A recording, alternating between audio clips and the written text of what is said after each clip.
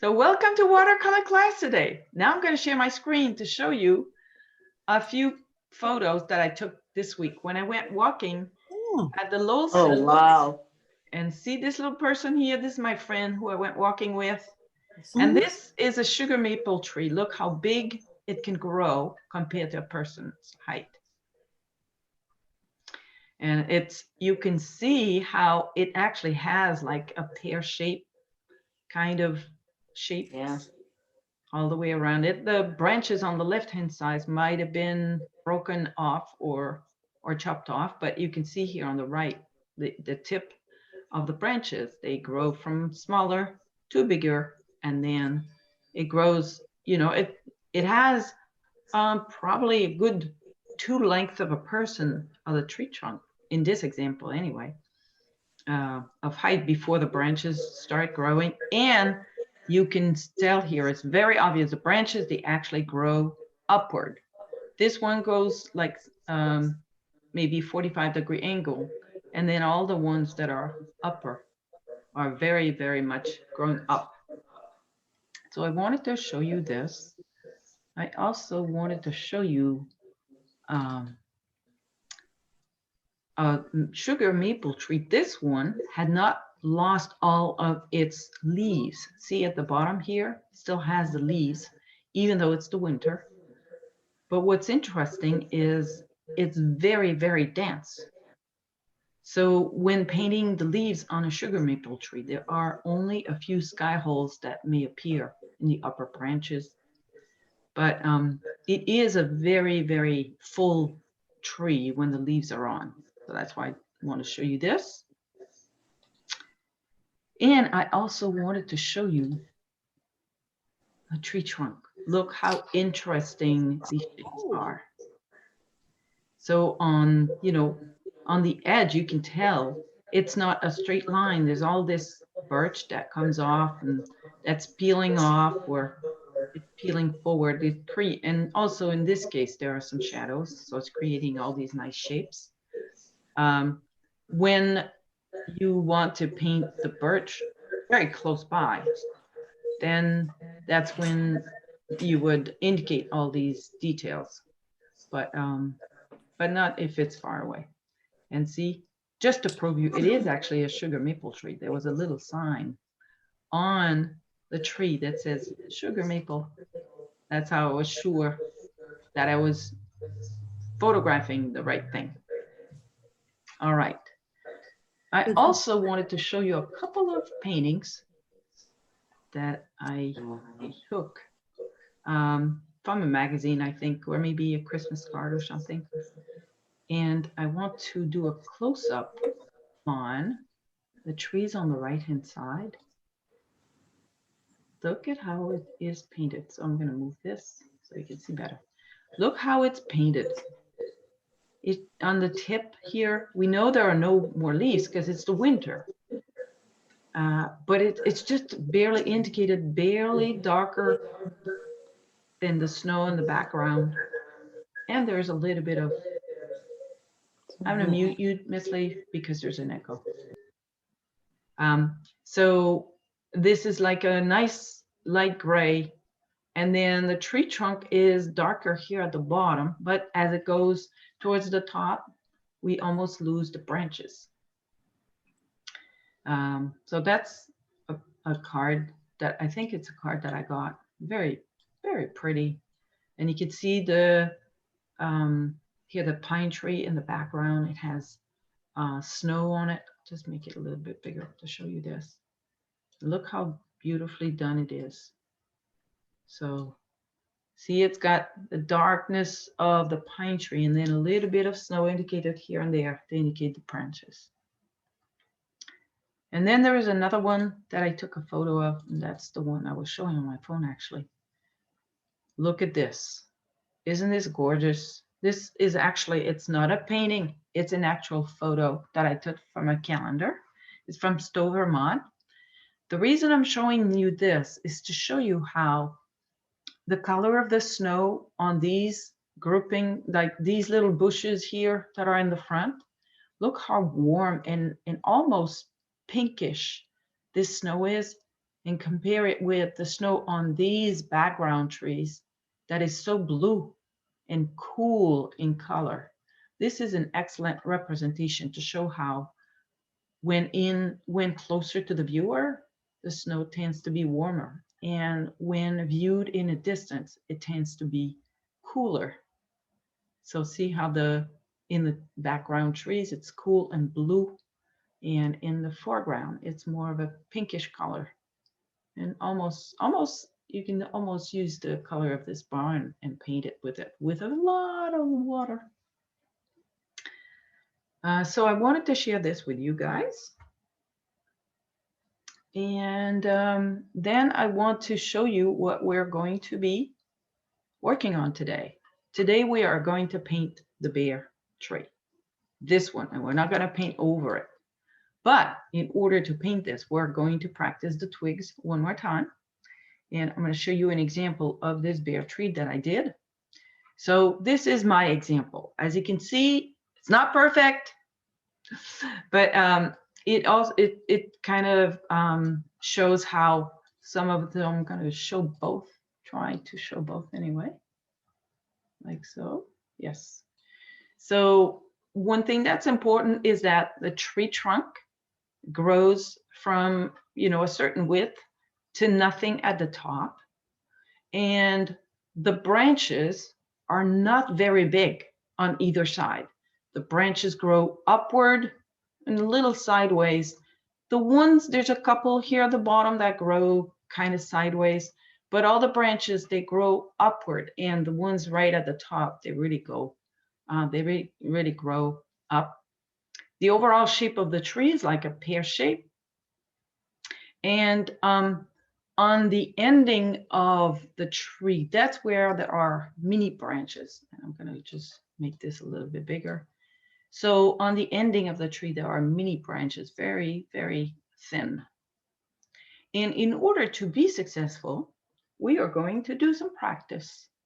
And we're going to start with a little painting exercise. So I'm going to stop the share. And so we're going to start by doing a little painting exercise. And today, to do the class, you will need 2 watercolor sheets. I recommend you have 2. If you do not have 2 pieces of paper, then use your 9x12 or whatever size you have and separate it in half, because we're going to be working on 2 different things. We're going to be practicing on one, and we're going to actually do our tree on the other one. So again, if you only have 1 sheet of paper, and so then I suggest you separate it in half, and in one side you'll do one thing, and on the other side you'll do another thing. Basically, we're going to use one to do some practicing. See, this is my practicing sheet that I did. And it's got, I practiced the little trees, and I practiced the lines, and I'm going to have you do some practicing on one and a painting of the tree on the other. So our first thing that we're going to do is we're going to do a nice flat wash. And we're going to do this flat wash pink, nice pink. And I recommend to do this that you use your biggest brush. Of course, if you have a brush big like this, that's the greatest. If you have a mop, that's also very nice. Excuse me. Someone's calling me.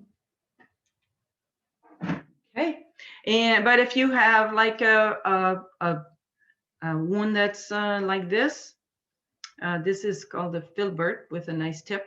You can use this. If you have a round brush, my biggest round brush is this big.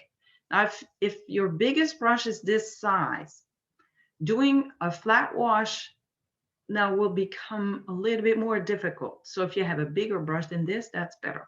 But if this is your biggest brush, then use this one. And to do our flat wash, we're going to mix some red, alizarin crimson.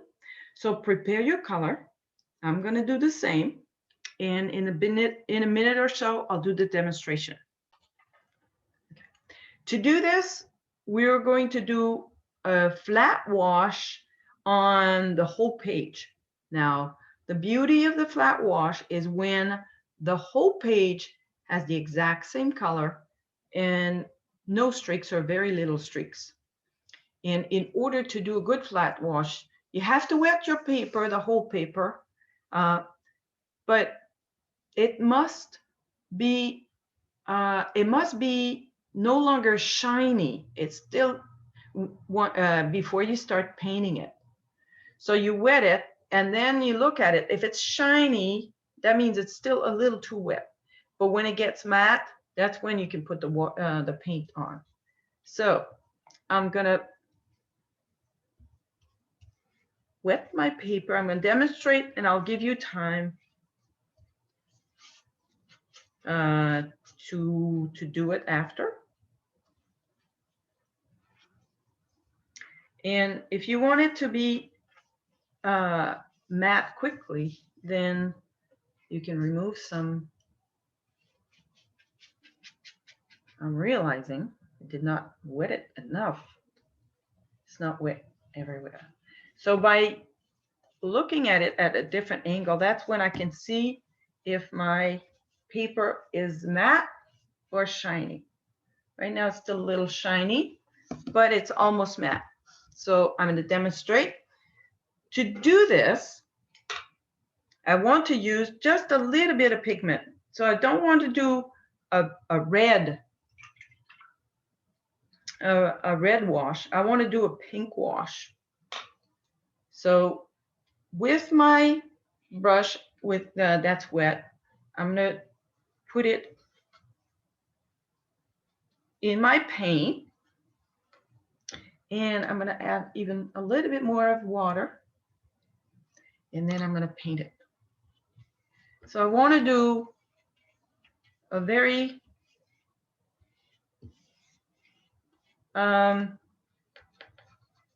light pink.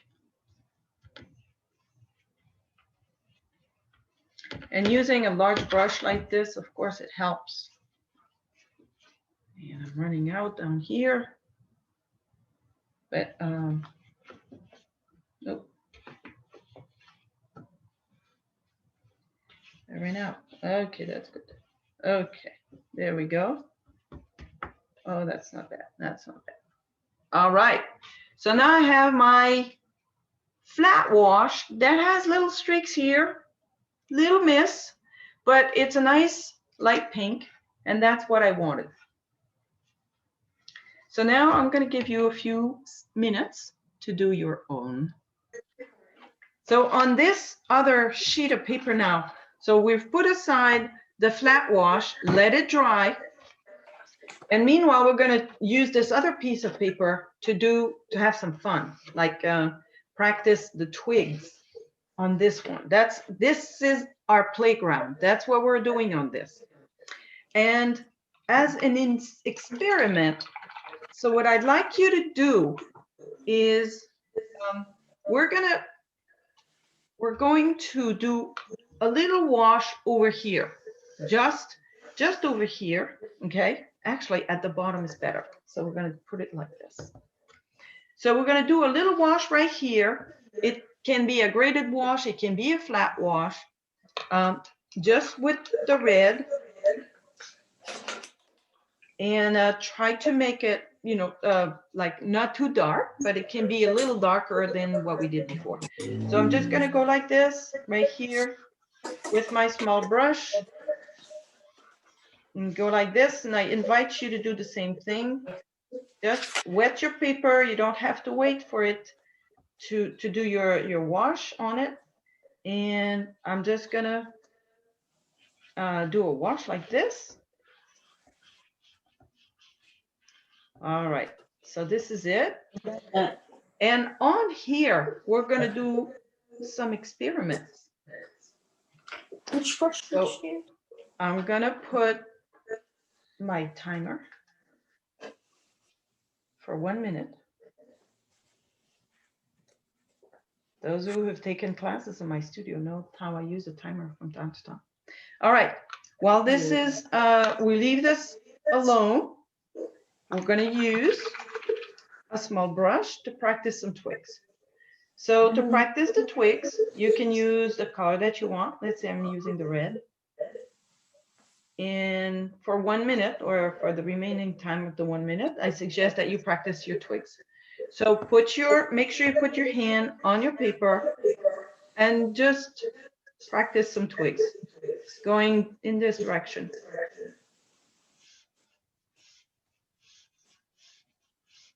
And do them slow, do them fast, try to do them, you know, as thin as you can.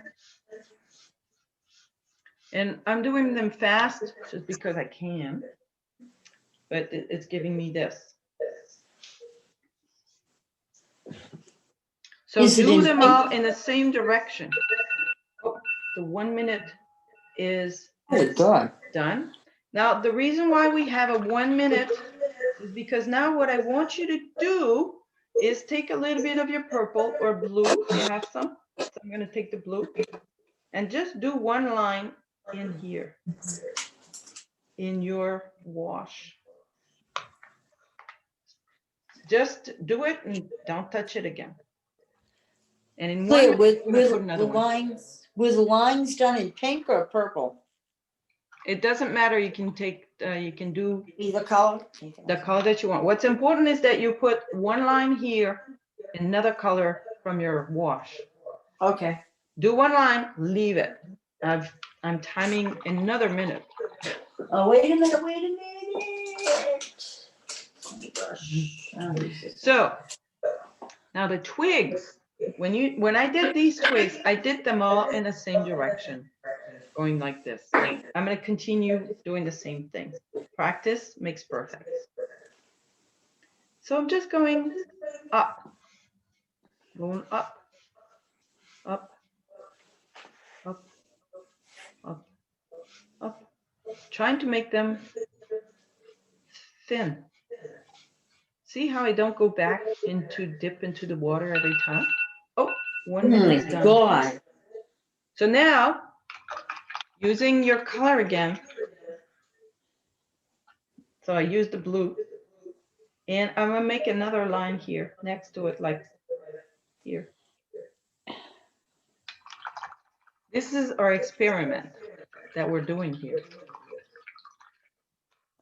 Okay. Timer on, 1 more minute. So, and up here, we're going back to practicing our twigs. So by now, going in the same direction again, I'm going up.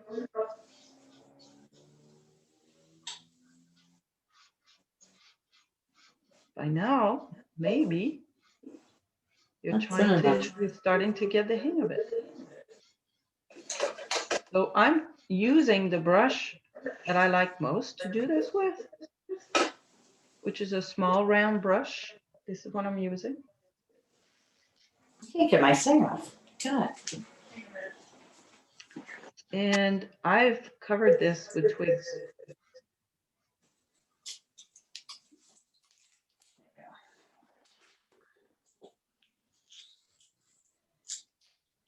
Remember to breathe. Oh. I'm behind. Now time to put one more line of blue down here in our wash. I'll put it right next to it.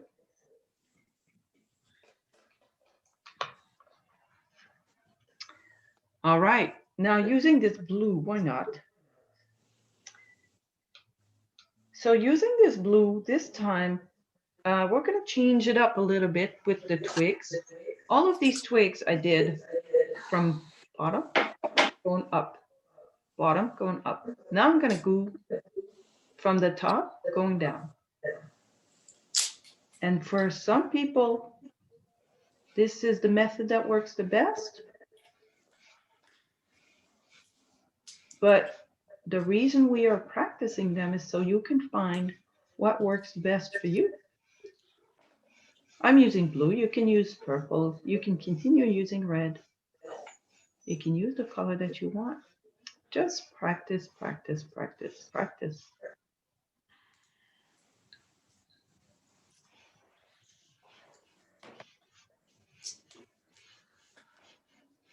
So you can practice the short ones too. So I think I need to go and close my shades so that you guys can see well what I'm doing.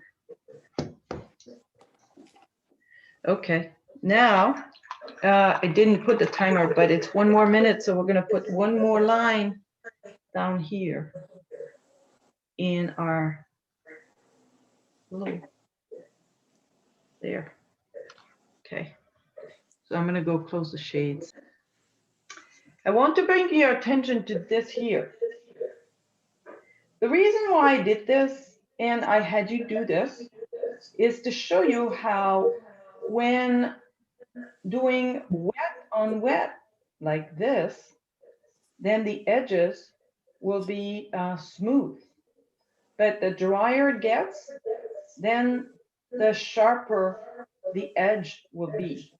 And sometimes you want your edges to be all smooth like this. Sometimes you want them to be all hard like this. But I wanted you to experiment it for yourself. Now we are ready to do a graded wash on the other paper. So put this one aside. We're going to go back to it.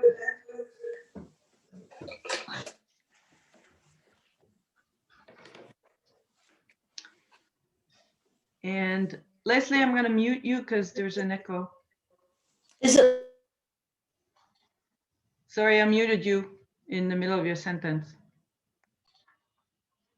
Now, using this sheet of paper, we're going to do a graded wash because we want to have a nice sky that goes, you know, from a pink at the horizon line going towards a nice blue or maybe purple. So we're going to put this upside down. Well, upside down. It doesn't matter really which side it's on because it's supposed to be a flat wash. Since for me, I have this area here, doesn't really show. If you look here like this, no, can't really see. Yeah. Oh, this is better. That's funny. Anyway, so this area is a little lighter. So I'm going to save this for my grass. So I'm going to put this upside down. So this will be the top, this will be the bottom. So I'm turning this upside down. And now this time I want to do a graded wash. And the graded wash will be all of this except this section. This will be the grass. Actually, maybe if we painted the grass first, that would be a good idea. Yes, that's what we're going to do. So we're just going to paint. It's actually not going to be grass. It's going to be snow. How do you paint snow? Oh, snow is made by painting just a very little bit of very watery blue or purple. So to paint the snow, I like to prepare some color that is bluer than purple. Yes, like this. So the color that I'm using now, let me show you. This little strip right here will be very watery and will be something like this. It can be something like this. It can be even bluer. So I'm cleaning my brush. And it's got to be very light in color. So very watery. A lot of water on your brush. So this could be a nice snow color. The darker the blue, the more it will look like your snow is in the shade. So I'm putting a lot of water on my brush I'm just gonna indicate like a snowbank like this.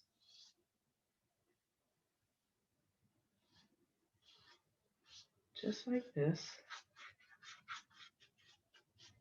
And then the other side as well.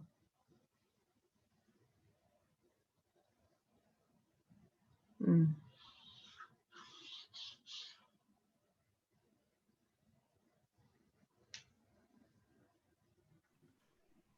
Excuse me, Claire, Yes, I'm not seeing it too well. The page looks almost entirely white. Is that how you're it's? correct. Oh, yes, now I can see it. Thank Yeah. you. And thank you for telling me, because I don't know why there's a lot of glare today. I think yeah. So anyway, to paint the snow, it's just a very light color that you can see like this. Very light bluish. If your pink is very dark, then don't use purple, use blue. But if your paint, your initial coat was very light, then you can use a little purple. We're just barely indicating that this is like a little snowbank at the bottom.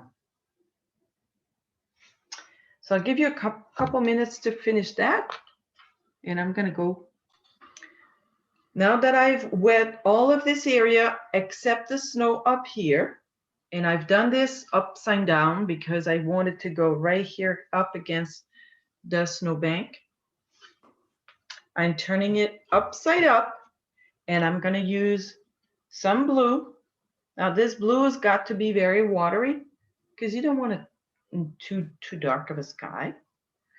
And starting up here on top of the purple, I'm gonna come down, and I'm not gonna dip into my paint again.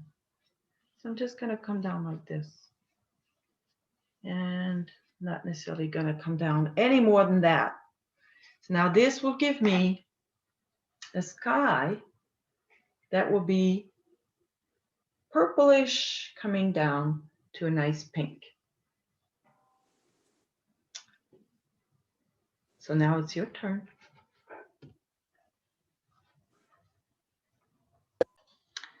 So on this other piece of paper, we're going to continue practicing the twigs, and I want us to do another experiment like we did before.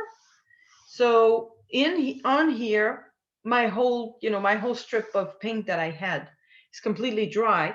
So I'm going to re-wet it and add a layer of blue on it. And then I'm going to do the lines the other way. I'm going to make them purple. So I'm going to wet this. Very wet.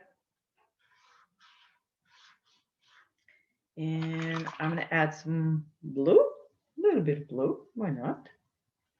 There, just so it's a different color. And it's very wet. And then once you've done that, I'm dipping into the purple, and I'm just doing one line of purple right here. Now I'm not putting the timer this time, but we're going to kind of gauge it.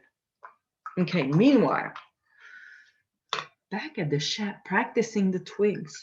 So when doing the twigs, we practice these ones going up, these ones going down.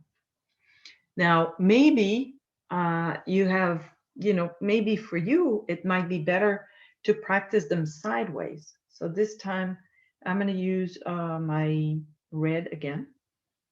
And I'm going to show you how it can be done sideways. So I have my hand like this, and I can just go like this, and my hand is not moving, just the brush is moving. I'm trying to barely touch the paper to do this. Now let's say I'm trying to do them a little bit smaller. Can you see them? So see how I'm not moving the whole hand like this? I'm just moving the brush. Maybe that's what works for you. You have to find out what will work for you in order to be successful at painting that bare tree. And so these ones, they came out like this. Now's the time to do another another mark with the purple on this.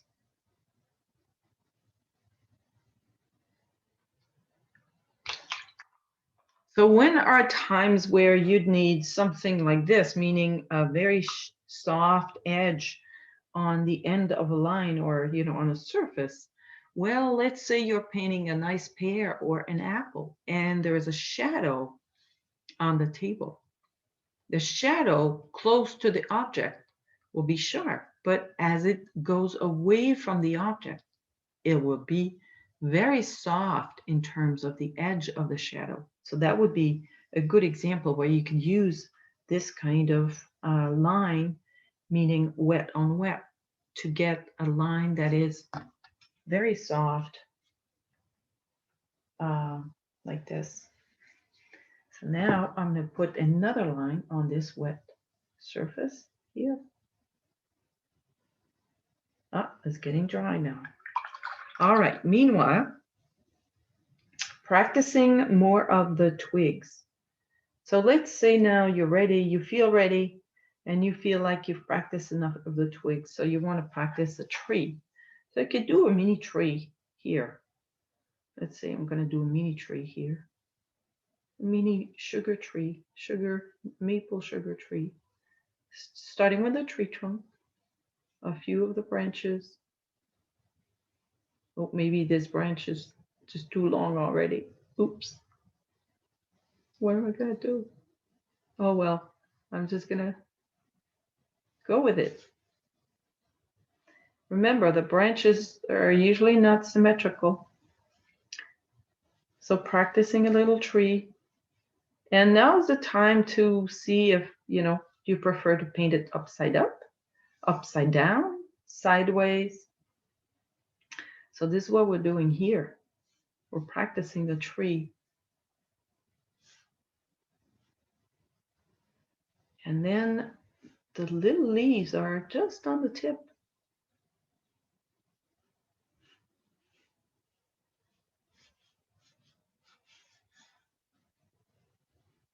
And remember, the overall shape of the maple tree is like a pear shape. Oops, my hair is hiding what I'm doing. So far, I've done my little tree like this. There. So on the ending, I have all the little leaves, little branches.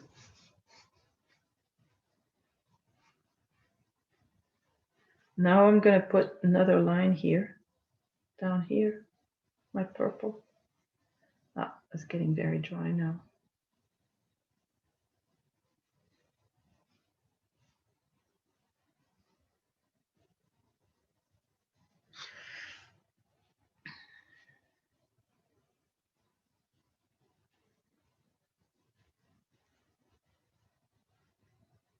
It's hard to do it this way. And so I've practiced a mini tree, you know, in preparation for the big tree. I invite you to do the same. So far, this is what I have. So this is my playground. I've done practice a couple of little trees. I've practiced some of the twigs going up, down, sideways. I've had some fun with this. And I also have on my other piece of paper, so I have, oops, like this is better. Yeah, so I have my snowbank at the bottom and I have my sky. That's very, very light in color. That's like almost bluish here at the top and a little pinkish. Trying to find a way to show you that it's the colors.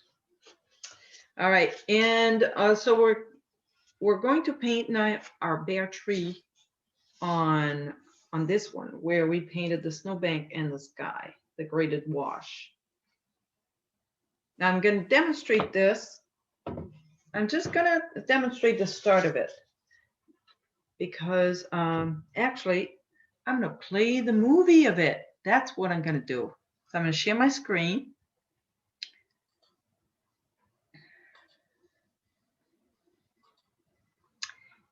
So the color that I use to paint the bare tree is this very deep purple color. This is what I'm showing here.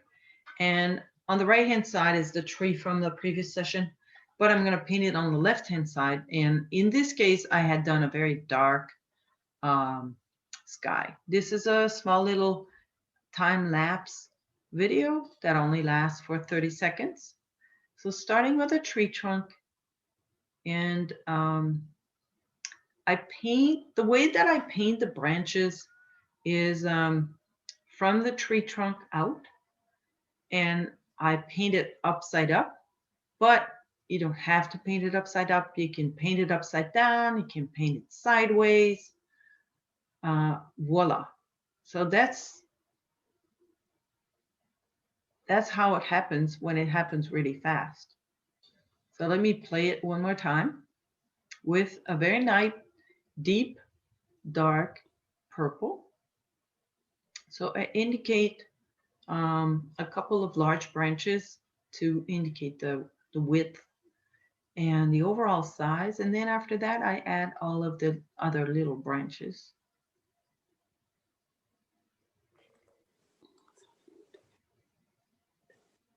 Voila. So I'll put that down. And I'm going to do the demonstration, but after my demonstration, then I will put this tree on display, because this is the one that we are painting. So you can look at this one while you are painting yours. So let me spotlight this one here. Trying to put it as close as I can to the camera. So hopefully you guys will see. To paint this tree, I have prepared some nice deep purple, and I'm going to start by using my mid-size round brush, and then to do all the little twigs, I'm going to use a smaller round brush. But to do the twigs, I also practiced earlier with this flat brush here, this small flat brush, and it works really well also. So using my purple, right, using my purple that I have here, it's very deep. I plant the tree in the snow, and I plant it like right here. And the tree, it's better if the tree is straight up. So I'm going to go like this. And it goes to very thin at the top.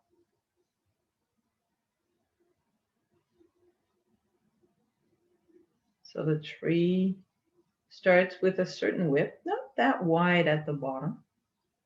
And it goes to a very thin top.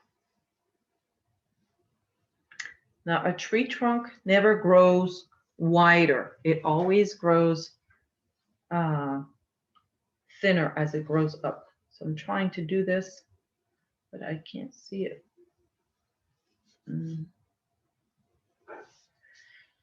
So this is pretty good.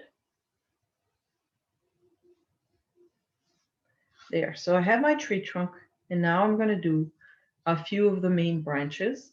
Now remember, the branch are 45-degree angle at least. So this is my first branch, maybe. The second one. And then this one here will be my other one. Remember, you can use a pencil to do the overall shape, to draw a very thin pencil line where the end of the branches will be.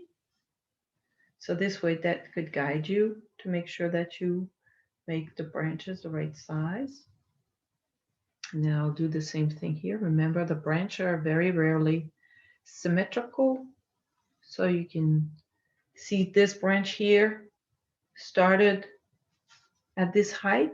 So the other one on the other side, I started at a different height, just to make it interesting and be more representational of what a tree usually looks like. Another one here.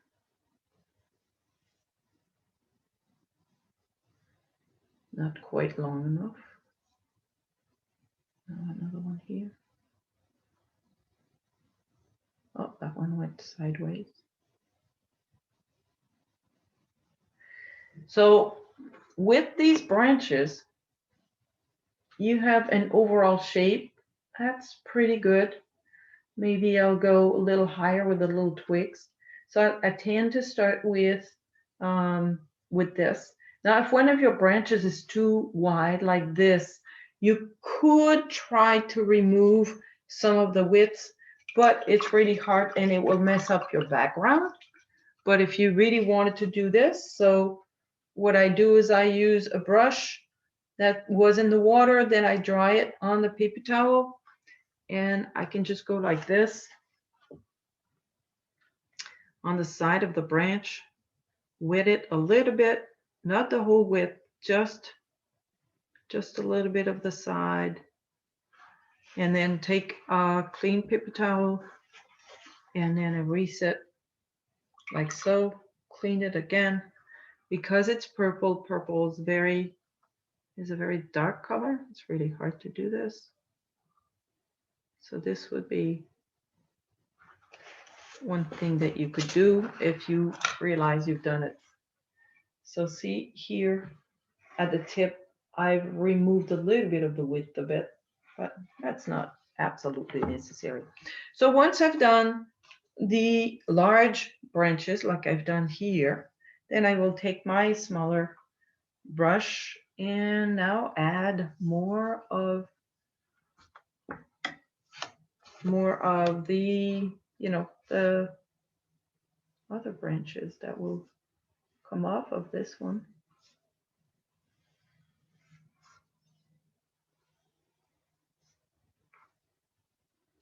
On either side.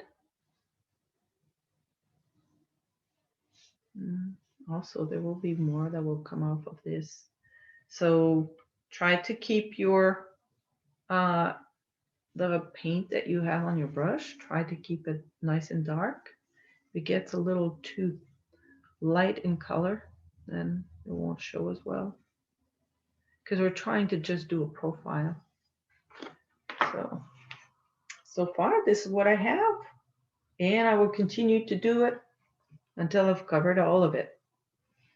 Now we still have about half an hour to class. So I'll leave you the rest of the half hour to draw your tree.